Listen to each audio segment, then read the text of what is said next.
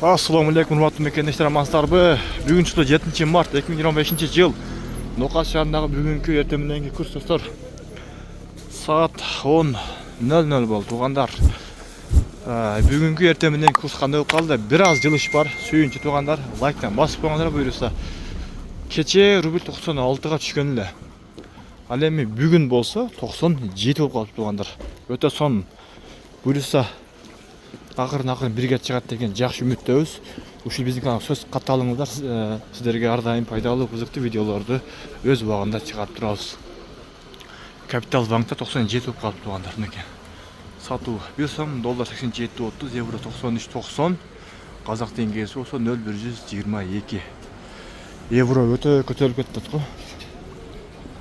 Ал эми кийинки Бачин банкта болсо 97 экен, сатуу болсо 1,010 экен туугандар.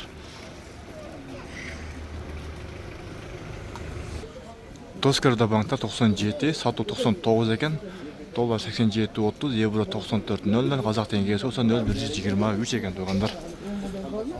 Акча алмаштыруучу жайларда, акча алмаштыруучу обменкаларда болсо 96,5 экен, доллар 87.50, казак теңгеси болсо 0,165, сум болсо 0,67 экен. Акча алмаштыруучу обменкаларда бардыгында 96,5 экен туугандар. Буюрса түштөн кийин дагы тартып чыгарабыз.